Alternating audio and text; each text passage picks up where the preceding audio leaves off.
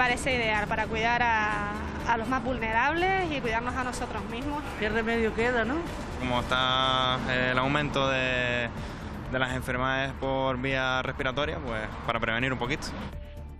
Con resignación pero bien recibida. Su uso es obligatorio desde hoy en todos los centros sanitarios de Canarias. La mascarilla sigue entre nosotros y ahora tendremos que llevarla de manera obligatoria para acceder a los hospitales o a los centros de salud.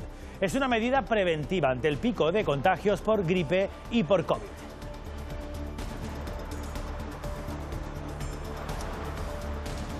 Enseguida vamos a los centros hospitalarios. ¿Qué tal a todos? Muy buenas tardes. Hoy hemos conocido la dimensión de la tragedia en la conocida como Ruta Atlántica Africana de la Migración. Sabina Ortega, más de 6.000 muertos en 2023 son los números del colectivo Caminando Fronteras.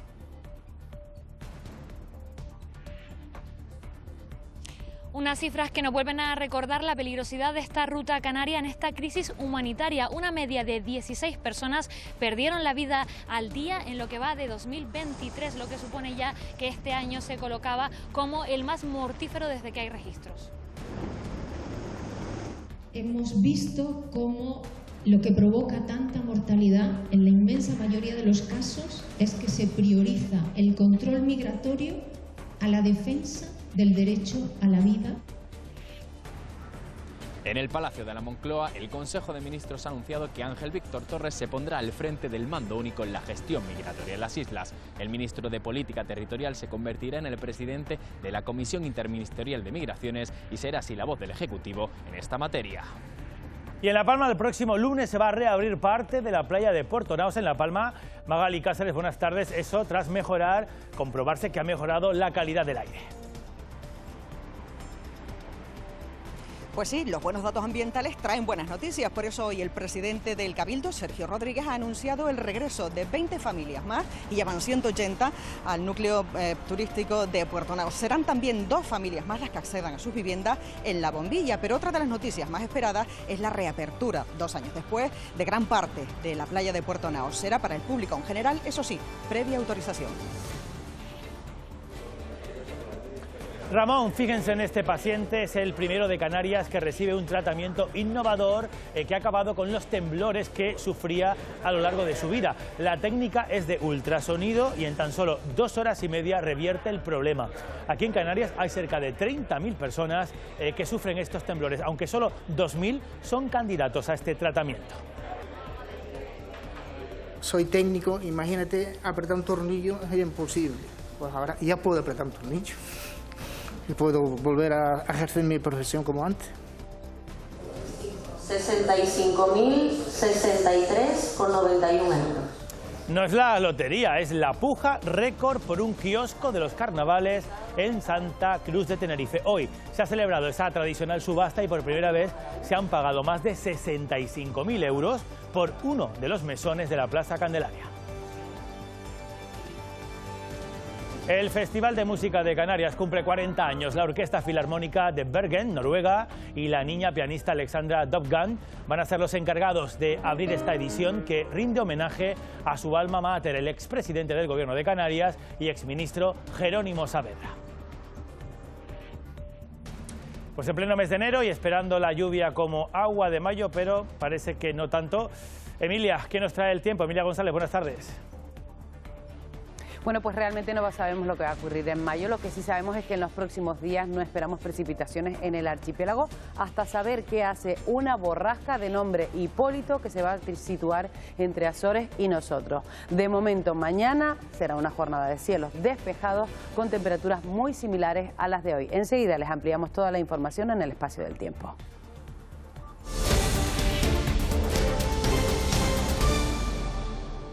Las teníamos casi olvidadas, pero muchos todavía guardadas ahí en el cajón por si acaso, y ese por si acaso ha llegado. La situación epidemiológica de la gripe y de COVID lo han exigido y desde hoy es obligatorio en Canarias el uso de la mascarilla para centros sanitarios, hospitales y también centros de salud.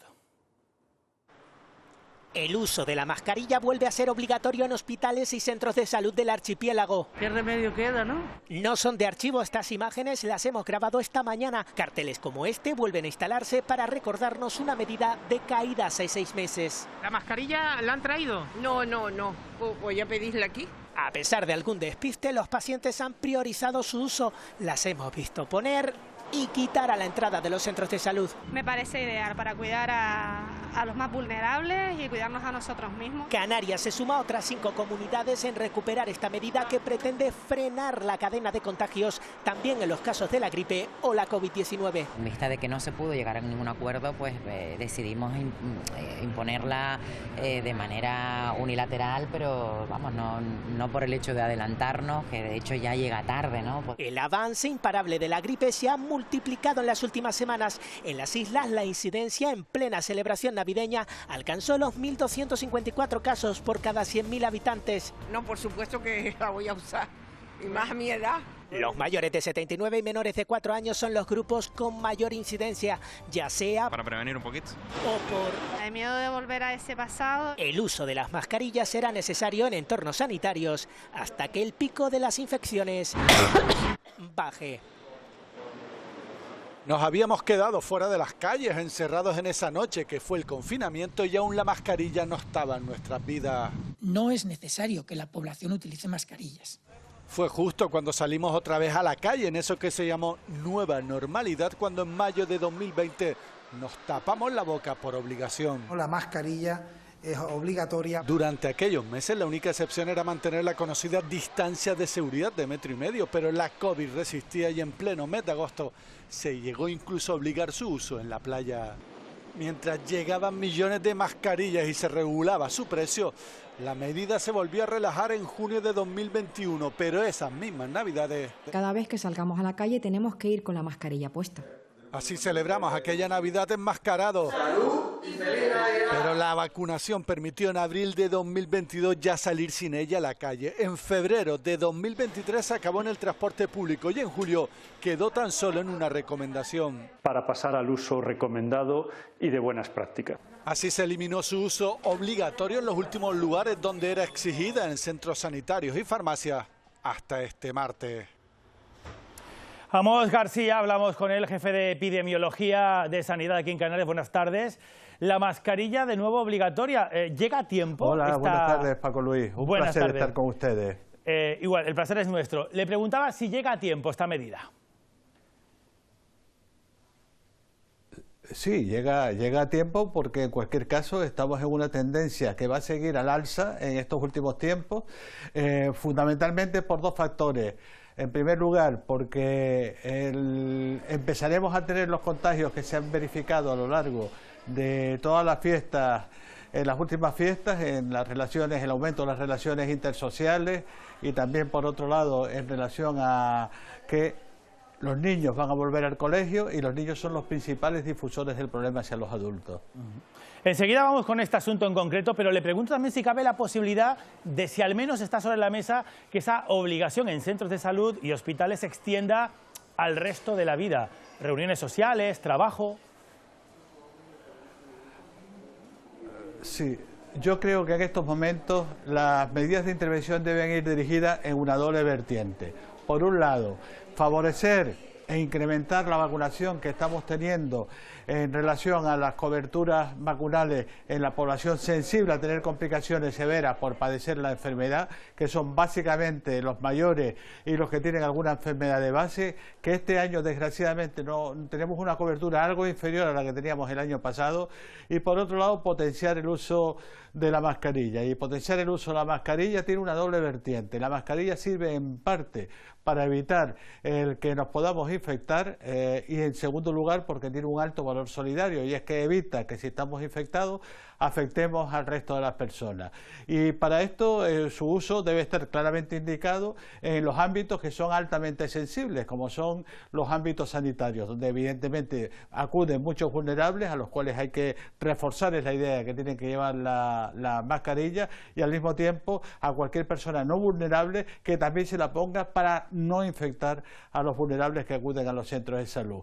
Previsiblemente esta medida yo no creo que tenga más recorrido que el de los eventos de los lugares sanitarios, básicamente porque es previsible que cuando acabe el mes de febrero, estemos metidos en marzo, ya no estemos hablando de esta situación. Por lo tanto, protejamos fundamentalmente los ámbitos en los que hay una alta sensibilidad y protejamos con la vacunación. Amos García, le pido que siga con nosotros porque volvemos enseguida. Hablábamos hace apenas un minuto del ámbito escolar, se refería usted a ello, y es que la gripe y el COVID, los virus respiratorios más conocidos, también llegan a las aulas. Primero sanidad, ahora educación. La consejería intentan minimizar sus efectos con distintos protocolos. La incidencia de gripe y COVID continúa disparada en Canarias. Yo, llevo 2, desde esta mañana dije al bolso. Hay que prevenir. Yo creo que debemos de ser solidarios. En la familia de mi hijo sí, estuvieron muy mal, mucha fiebre. Con estos datos, los que van escapando se preguntan hasta cuándo. Hemos tenido un poco de cuidado, donde ves toser a alguien o en los supermercados te apartas un poco. Tenemos suerte hasta ahora, ya veremos a ver. Cifras que llevan a distintos servicios a tomar medidas. Ahora se suma educación. La consejería establece un plan para paliar el impacto de la gripe. Se va a aumentar el número de puestos de profesorado volante.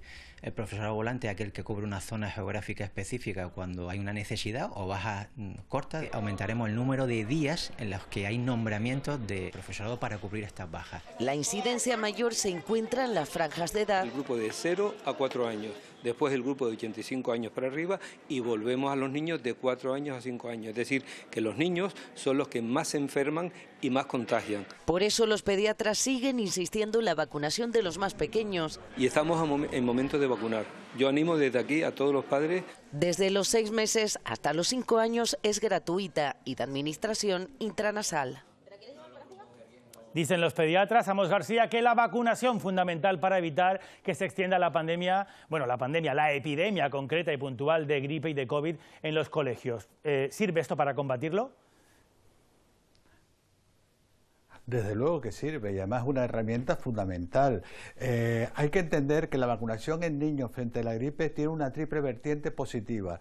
En primer lugar, la gripe es una enfermedad que no causa excesivas complicaciones clínicas a la inmensa mayoría de los niños. Sí es cierto que sí que se las causa a los niños con perfiles de riesgo, como los asmáticos, pero es un cuadro clínico tremendamente molesto, que causa mucha angustia a los críos cuando la sufren, por la fiebre elevada, por los dolores articulares, y al mismo tiempo, en una segunda vertiente, no solo afecta a los niños, sino que también hace sufrir a las familias que ven al niño de esta manera. Y en tercer lugar, porque los niños son los grandes difusores del problema hacia los adultos. Podemos decir casi que la gripe es una enfermedad de niños que causa complicaciones en los adultos. Por eso, si vacunamos a los niños entre 6 meses y 5 años, estamos consiguiendo romper el círculo de la transmisión y por lo tanto estaremos actuando contra la diseminación del problema.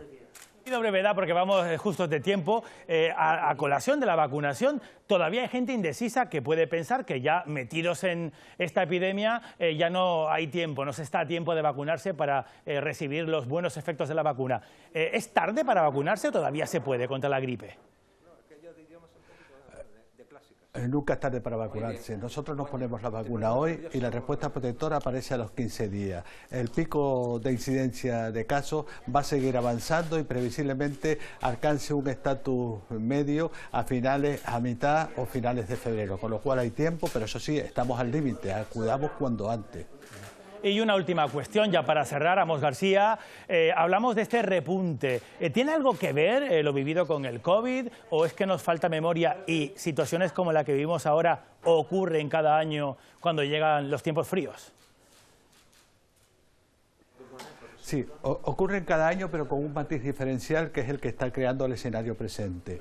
Este año estamos teniendo una serie de infecciones respiratorias agudas donde es el virus de la gripe el que es el más predominante. Y esto tiene una lógica epidemiológica. Es cierto también que este incremento de casos de la gripe no es muy diferente del que hemos tenido otros años.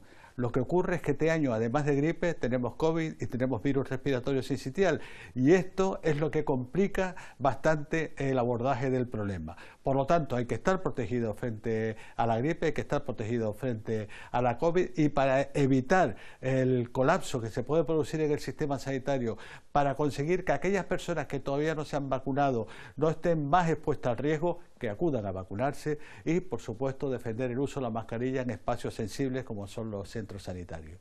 Amos García, jefe de Epidemiología de Sanidad en Canarias, gracias siempre por esa didáctica y por enseñarnos a cuidar nuestra salud. Gracias. Nada, gracias a ustedes, siempre es un placer estar con ustedes. Seguimos hablando de sanidad y además lo hacemos porque Canarias ha implantado, lo acaba de hacer, una técnica nueva, innovadora, que en menos de 3 horas elimina un gran problema. Ese temblor de manos en los pacientes que lo sufren. El tratamiento lo aplica el Hospital Dr. Negrín en Gran Canaria y lo hace a través de una técnica de ultrasonidos de alta intensidad. Ramón ha pasado casi toda su vida, dice, como si no tuviera mano derecha. Y vives con eso limitado, y ahora de golpe de repente pues me ha crecido otra mano. Soy técnico, imagínate apretar un tornillo es imposible. Pues ahora ya puedo apretar un tornillo y puedo volver a ejercer mi profesión como antes. El camino no ha sido fácil. Hasta ahora solo existían tratamientos farmacológicos para esta incapacidad, pero para muchos no es eficiente y ocasiona importantes efectos secundarios. Tenemos la capacidad de que ondas ultrasónicas que vienen de diferentes áreas del espacio converjan en un punto de milímetros en el interior del cerebro, un punto que previamente se ha seleccionado mediante resonancia magnética. Supone una revolución de verdad en el tratamiento de las enfermedades que afectan al sistema nervioso. La intervención dura apenas 3 horas. Canarias es la 6ª comunidad autónoma en implantar esta tecnología que podría ayudar a 2.000 personas que sufren temblores incapacitantes en las islas. Se estima unas 30.000 personas en Canarias con temblor esencial, pero no toda persona con temblor esencial necesita tratamiento. Hay personas que sí, que van bien con los tratamientos médicos. El objetivo es llegar a las 40 intervenciones este año. Para ello, el hospital contará con un equipo de resonancia magnética adicional.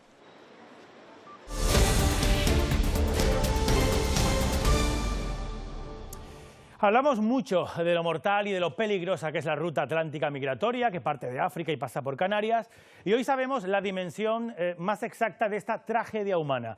Los fallecidos en esta ruta migratoria hasta Canarias han multiplicado por 3 en el último año, según el informe de la ONG Caminando Fronteras. En El Hierro, Sabina Ortega se está pendiente, además del estado de salud de 2 personas, 2 migrantes que siguen hospitalizados ya desde hace días. Sabina.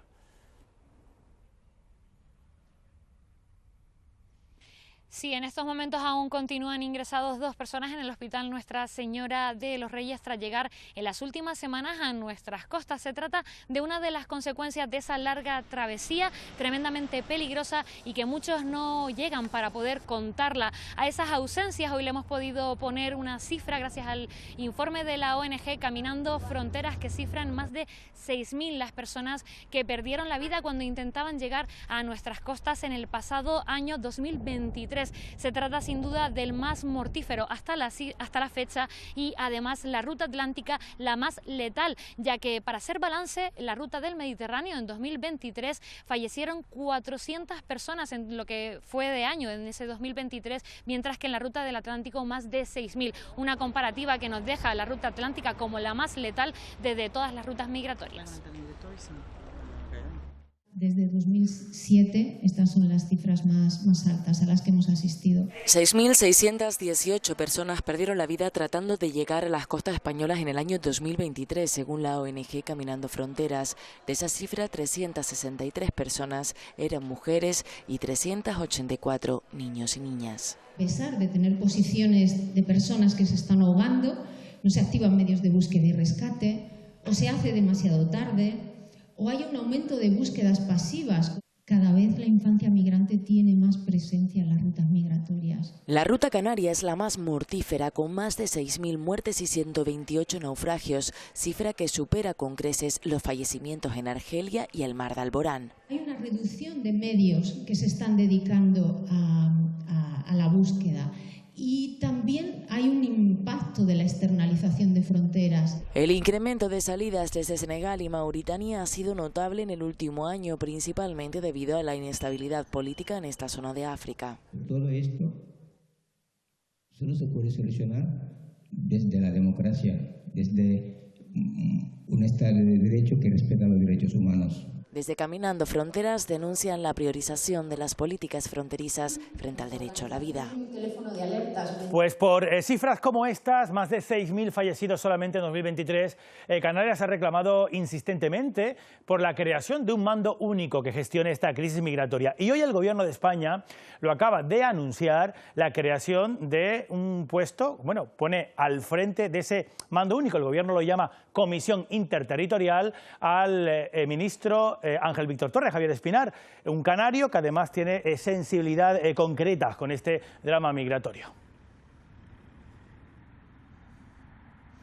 Sí, el Consejo de Ministros ha anunciado hoy que Ángel Víctor Torres se va a poner al frente de ese mando único para gestionar la crisis migratoria que vive Canarias. En concreto, el ministro de Política Territorial será el presidente de esa Comisión Interministerial de Migraciones en la que estará representada el Ministerio de Exteriores, de Interior, de Juventud y de Infancia, de Migraciones y de Política Territorial. Y Ángel Víctor Torres será el que lo presida y el que gestione y el que coordine, tal y como hizo María Teresa Fernández de la Vega en 2006. Este mando único, como dice, será una petición, una demanda del Gobierno de Canarias y ahora hoy lo ha anunciado aquí en el Palacio de la Moncloa el Gobierno.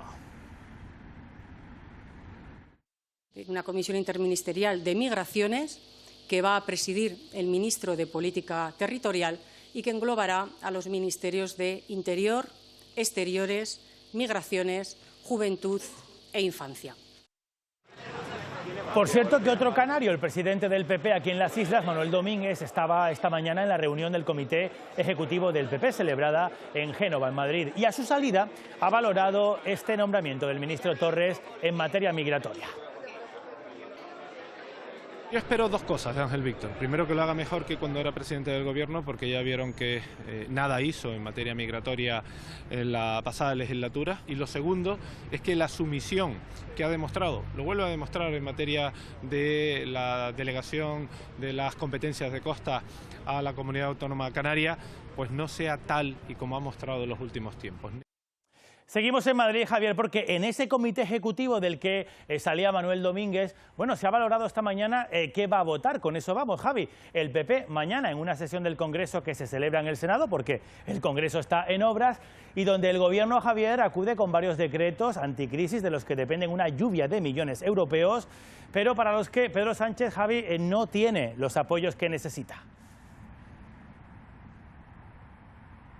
Exactamente, mañana se votan medidas como la subida de las pensiones, las guaguas gratis, los tranvías o esa reforma del subsidio de desempleo. Pero a esta hora la noticia es que al Gobierno no le dan los números, porque como decía Paco Luis, el Partido Popular ha rechazado apoyarlos y el Gobierno no cuenta con sus socios habituales, porque Junts y Podemos han exigido y están amenazando al Gobierno con votar en contra. Desde Junts exigen que se pongan multas a las empresas que no quieren volver a Cataluña y desde Podemos piden que no se haga ningún recorte en esos subsidios con desempleo. Así que a esta hora, Paco Luis, todo sigue en el aire. 24 horas antes de votar las medidas anticrisis, el Gobierno no tiene apoyos para sacarlas adelante, ni siquiera por parte de sus socios de investidura. Junts exige que se presenten las medidas una a una y, por su parte, Podemos que se incluyan mejoras en el escudo social, como por ejemplo un tope al alquiler. Negociats i acordats amb Junts per Catalunya i amb un decret per cada tema. Y en las próximas horas confiamos en que el Partido Socialista se avenga a negociar. Ya he comentado hace un momento que de momento no tenemos noticias suyas. Que apoyando a un gobierno progresista no se apoyen las medidas progresistas que elabora este gobierno. Y por eso confiamos, y estamos en ello, estamos en el diálogo, estamos en la negociación, que estos decretos van a salir adelante. Partido Popular y Vox rechazan los decretos, los populares abiertos a negociarse y rebaja del IVA de la luz y el gas en el 5% frente al no rotundo de los de Abascal. Retornar el IVA al 5% en la luz y en el gas para ciudadanos y empresas durante los próximos meses. No vamos a apoyar nada de un gobierno que ha nacido del pacto con un prófugo que se sustenta sobre la ilegalidad. El Gobierno reprocha a socios y oposición que pongan en peligro el denominado escudo social anticrisis. En cuanto a la digitalización de la justicia, el principal argumento es que se pondría en peligro la partida de 10.000 millones de euros de los fondos europeos. El secretario insular de Coalición Canaria en Gran Canaria, Pablo Rodríguez, ha asegurado esta mañana que después de 25 años su formación debería volver a apostar por un candidato o candidata gran canario a la presidencia del Gobierno. Lo importante de un candidato no es el origen de la isla donde haya nacido, sino es su capacidad para ser presidente del gobierno. Y estoy convencido que igual que hay gente muy potente en Tenerife, en Gran Canaria, en Lanzarote, Fuerteventura, pues también la hay en esta isla, y por eso más pronto que tarde tendremos candidato a la presidencia de Gran Canaria, estoy convencido de ello. En este desayuno informativo, Rodríguez ha dicho que se va a presentar a la reelección como secretario insular de Coalición Canaria en Gran Canaria, y ya como consejero de Obras Públicas ha adelantado que el archipiélago está liderando un frente común para que las regiones costeras puedan desarrollar de manera efectiva sus competencias de costas. En el caso de Canarias, la transferencia se realizó hace un año, pero a juicio del gobierno canario actual no se está cumpliendo plenamente.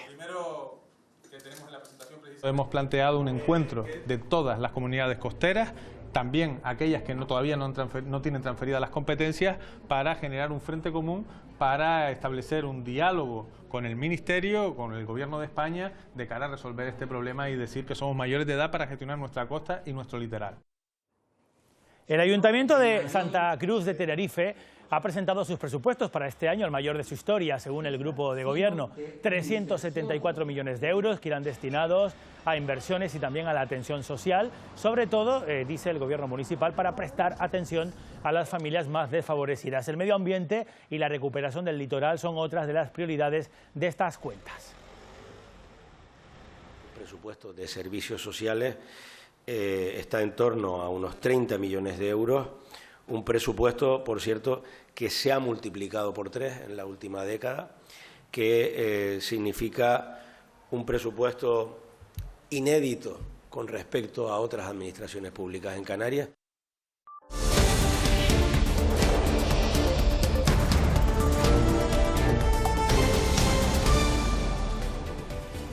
Gabriel Attal se convierte en primer ministro de Francia en sustitución de la dimitida Elisabeth Borne. Emmanuel Macron nombraba esta mañana al hasta ahora responsable de la cartera de educación de su país. Attal se convierte así en el jefe de gobierno más joven de la Quinta República Gala, con 34 años de edad. Continúa el intercambio de disparos entre Rusia y Ucrania en un día en el que Estonia ha anunciado que destinará el 0,25% de su Producto Interior Bruto a la defensa de Ucrania durante los próximos 4 años. Cientos de camioneros se han visto inmovilizados a 18 grados bajo cero en el puesto fronterizo con Polonia. El bloqueo ha provocado una larga cola de vehículos de 12 kilómetros. Israel asegura que ha eliminado a cerca de 40 terroristas en una operación militar al sur de la Franja de Gaza. Los ataques continúan. La ofensiva ha causado más de 100 muertos en las últimas 24 horas, mientras Estados Unidos trata de presionar para que Israel reduzca la cifra de víctimas en su ofensiva. Seguimos mirando al mar porque Galicia ha elevado a nivel 2 la alerta por contaminación marina. Siguen llegando restos de pellets, que son bolitas de plástico, estas que ven en la imagen, a las costas, e incluso ya han aparecido también en Asturias y en País Vasco. Un ejército de voluntarios trata sin descanso de eliminar los restos de pellets que en estos días están llegando a las costas gallegas. Miles de toneladas de diminutas bolas de plástico blancas que, según todos los indicios, proceden de 6 contenedores caídos de un buque. Ya hay más de 60 zonas afectadas entre Galicia, Asturias y País Vasco. A los que nos importa el lugar donde vivimos y el entorno, sabemos que esto puede tener repercusiones muy malas para las personas, para los animales, para el medio. La Fiscalía ha apreciado ya indicios de toxicidad en el vertido que vuelve a recordar épocas negras vividas en Galicia. Colectivos ecologistas y pescadores alzan la voz. Recuerdan que esta crisis medioambiental puede suponer otro duro revés para el ecosistema y la economía del noroeste español. Bueno, de vuelta a Canarias. Carpintería, informática y también transporte son los sectores que más puestos de trabajo demandan en este recién estrenado año. Los avances en la tecnología han generado que los oficios de toda la vida vuelvan a estar al alza en el mercado laboral. Un estudio publicado recientemente vaticina cuáles serán los oficios con mayor oferta de trabajo este 2024. Cada comunidad se mueve de una manera distinta. Nosotros, Canarias, al ser una comunidad que su industria principal es el turismo, continuamos teniendo una fuerte incidencia sobre lo que es de nuevo la hostelería. Pero no lo liguemos todo al turismo. Si algo es necesario hoy en día es la famosa figura del manitas. Las profesiones de toda la vida, electricistas, carpinteros, fontaneros, son unas profesiones muy demandadas. Cada vez hay menos personas que tengan formación específica. La digitalización sigue siendo uno de los sectores al alza, pese al famoso miedo a la inteligencia artificial. Creo que la inteligencia artificial es un complemento. No siempre nos va a quitar empleo, no. Detrás de una máquina siempre tiene que haber una persona que ponga ese sentido común. Hasta 39 oficios diferentes se verán beneficiados durante todo este año en un mercado laboral que pretende diversificarse en Canarias.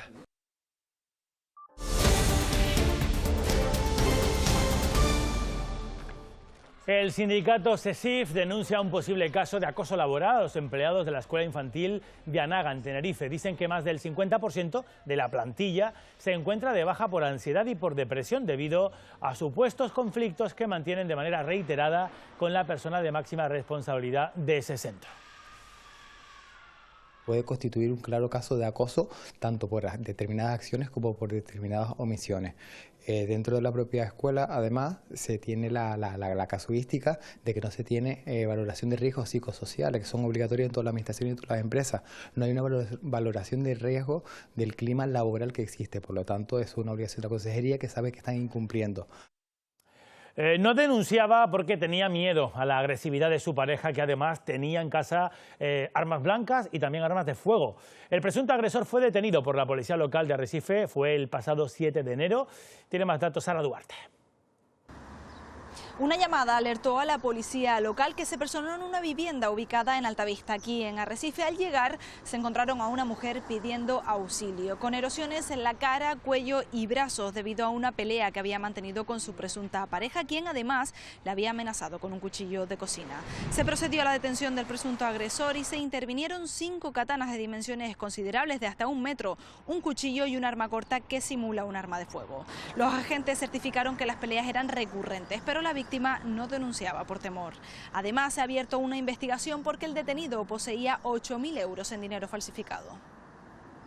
Hablamos del alquiler vacacional ahora, que sigue su escalada aquí en Canarias. Ya son casi 50.000 las viviendas de este tipo que hay en todo el archipiélago. Es el doble de las que teníamos hace 5 años. Las plazas superan incluso a la de apartamentos. Está previsto que a principios de febrero ya esté redactado el borrador del nuevo marco legal que va a regular este tipo de establecimientos alojativos turísticos. El boom de la vivienda vacacional sigue imparable en Canarias.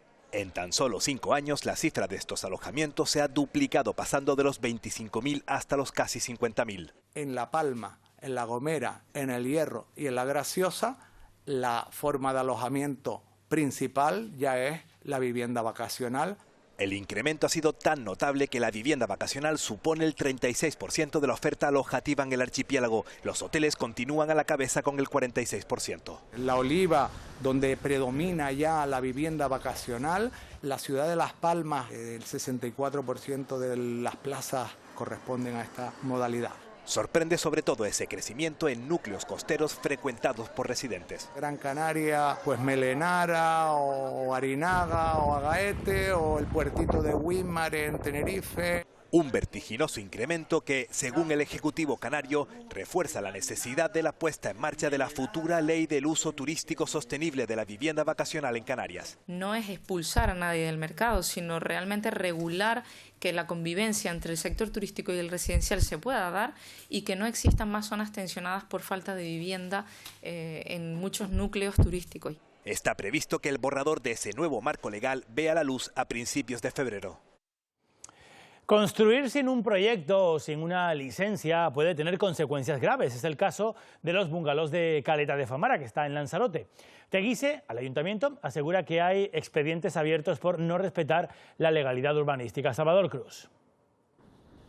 Ubicados en un entorno privilegiado en las faldas del Risco de Famara y frente a la kilométrica playa del mismo nombre, los bungalows de Caleta de Famara, más conocidos como los noruegos, están bajo el punto de mira de la Oficina Técnica del Ayuntamiento de Teguise. Su responsable, Rita Hernández, aunque no precisa el número, confirma que hay varios expedientes abiertos por incumplir la normativa urbanística. Bungalows construidos en la segunda mitad del siglo XX y cuyos propietarios han realizado obras sin proyecto ni licencia. Infracciones urbanísticas, según la responsable del área, complejas de resolver, pero Hernández advierte: aquellas obras que se han ejecutado y no se puedan legalizar acabarán en manos de la justicia. Se les da un tiempo para que, si pueden legalizar, se legalicen, y si no, pues se para y se precinta. Sí es cierto que esos precintos, por desgracia, la mayor parte de las veces los denunciados no lo respetan y prosiguen las obras. Y muchos de esos decretos terminarán en Fiscalía por desobediencia a la autoridad. Irregularidades también en Fuerteventura, porque han salido a la luz los resultados de la auditoría externa que solicitó en su día el Ayuntamiento de Puerto del Rosario. Contratos menores por un valor de más de 600.000 euros es lo que han encontrado. Dos de los beneficiarios son familiares de una concejala. La auditoría ha puesto el foco en 36 adjudicaciones, la mayoría eran contratos menores. El informe destaca que algunos contratos no justifican de forma clara el motivo. También llama la atención que 4 empresas pertenezcan a la misma persona y que existe relación entre ellos, compartiendo incluso la misma cuenta corriente o que sean miembros de la misma familia. Ciertas irregularidades, sobre todo en la vinculación, no de irregularidades administrativas, sino en la vinculación existente entre las empresas y entre posible, y digo posible, presunto rango de familiaridad con algunos de los concejales o concejalas del Ayuntamiento de Puerto Rosario. Se refiere a Peña Armas, ex concejala de contratación en la anterior legislatura. Armas insiste que no hay visos de ilegalidad y que es una estrategia política. Cumplen con la ley, con la instrucción del Ayuntamiento, y quien hace los expedientes, todos, nosotros no tenemos acceso ni a ofertas ni a nada, es el empleado público. Una persecución política y personal hacia mi persona. La última palabra la tendrá la Fiscalía, quien revelará si hubo indicios o no de delito en la legislatura pasada. Y buenas noticias para los vecinos y visitantes de Portonaos y de La Bombilla en La Palma, en una situación de exclusión. Magali Cáceres se autoriza ahora el acceso a más familias, Magali, y se reabre también la playa, aunque sea de manera parcial. Así es, Paco Luis, pues hasta 22 familias más, y ya van 180, podrán acceder desde hoy a sus viviendas en la zona verde y naranja de Puerto Naos, y como bien decías, por primera vez también 2 viviendas en La Bombilla. Son decisiones que se han tomado durante la última reunión del PAIMPAL, celebrado hoy aquí en el Cabildo Insular, donde se ha decidido también una noticia muy esperada. Se abre por fin la playa de Puerto Naos en su gran parte, desde el Barranco de los Hombres y hasta el Hotel Sol, para el público en general. Eso sí, para poder acceder hay que cumplir un horario entre las 10 de la mañana y las 6 de la tarde, y algo muy importante, habrá que solicitar previamente en el propio Cabildo un código QR. Seguimos midiendo, sobre todo en algunos establecimientos comerciales, pero por entender como servicios básicos esenciales la farmacia y el supermercado, los datos que estamos teniendo de la farmacia siguen siendo inestables y no muy buenos. Los del supermercado parece que están bastante mejor, pero necesitamos tener más datos para dar una autorización. Una de cal y otra de arena en La Palma. Buenas noticias en Puerto Naos, pero malas para los agricultores palmeros, porque este tiempo de sol y buenas temperaturas en ausencia de lluvias está perjudicando mucho el sector, sobre todo los embalses, que están bajo mínimos en La Palma. Los embalses de la isla de La Palma se encuentran a principios de este 2024 al 36% de su capacidad. Una cifra preocupante si tenemos en cuenta que ni siquiera se acerca a lo vivido en los meses de enero de años anteriores. Esta laguna de Barlovento, por ejemplo, se encuentra solo al 10% de su capacidad. Hay que recordar que si no llueve durante los próximos meses se van a generar graves problemas para el sector primario de la isla durante el verano, y es que esta sequía se extiende ya durante demasiados años y se está tirando en muchas ocasiones de unos pozos fuera de temporada. Esperemos que pronto lleguen esas esperadas lluvias como las que tuvimos, aunque no fueron en altura y no se pudo llenar más la laguna de Barlovento, pero sí fueron buenas para la isla en su conjunto. En El Hierro, la situación del agua de riego ha mejorado ostensiblemente tras 2 años con infinidad de problemas. Actualmente las balsas de la isla están al 90% de su capacidad y los depósitos de almacenamiento al 80%. Las causas de esta mejoría: se ha seguido produciendo agua, las comunidades de regantes han sido más racionales en el consumo y los ayuntamientos han comenzado a controlar las fugas. Y el sector ganadero ha sido uno de los más afectados por la pandemia y por la guerra de Ucrania. El consejero de Ganadería, Narváez Quintero, trasladará a la Comisión Europea esa necesidad de promover la recría de caprino a través de ayudas para fomentar, dice, la conservación de las razas que son autóctonas canarias. Quintero visitaba la granja caprino Tesjuate, que está en Fuerteventura, hoy la mayor granja de caprino que tenemos en Canarias.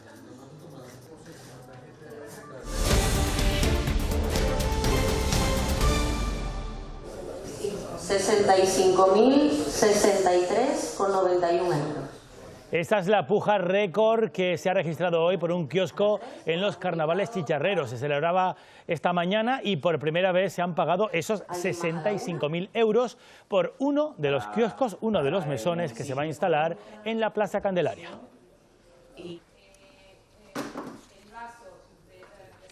Una subasta que también ha batido récord de recaudación. En total, el ayuntamiento ha adjudicado 46 puestos. Solo han quedado desiertos 8.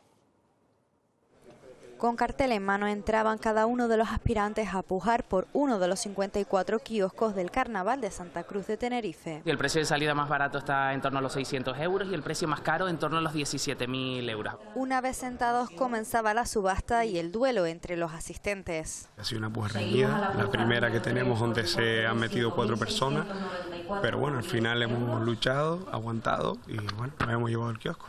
Otros lo tenían más fácil. Sí, gracias a Dios que nadie me subastó y eso, a ver, a trabajar. Este es uno de los momentos más intensos, la lucha por un mesón en la Plaza de España. A la 1, a las 2, pues adjudicado al número 36. Así terminaba la puja por el puesto más caro de la historia, por el que se pagarán más de 65.000 euros. Ha sido una puja complicada esta, ¿no? Bastante elevada, Yo esperaba mucho menos, pero mira. La otra cara. Aquí mi sobrino la ha resistido con honores. Ha sido difícil, hija mía, ha sido difícil. Pero somos los pioneros de aquí. Finalmente se adjudicaron 46 puestos por más de 200.000 euros, una recaudación que aumenta más de un 35% con respecto a la pasada edición. ¿Algún interesado? El Festival Internacional de Música de Canarias ha preparado una programación especial para celebrar su 40 aniversario. El concierto inaugural será mañana en Tenerife y un día después se repite en Gran Canaria.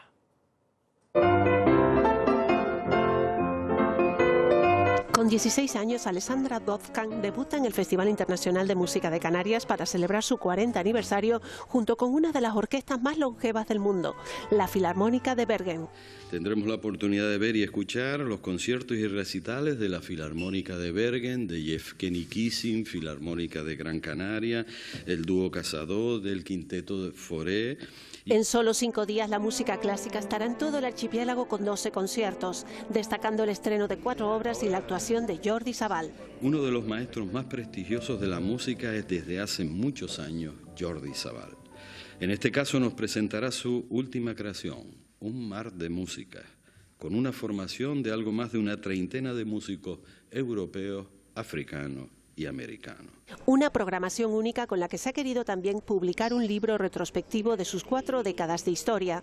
En esta presentación se hizo una mención especial a uno de sus principales impulsores. Jerónimo Saavedra, una persona que tuvo una visión de cómo posicionar, en este caso, un festival de características en Canarias. El concierto inaugural será mañana en el Auditorio de Tenerife. Luego la previsión del tiempo. Hasta aquí llegamos nosotros, 20:30, próxima cita con el Telenoticias, pero pueden estar informados 24 horas en nuestra web y redes sociales. Tengan muy buena tarde, hasta mañana.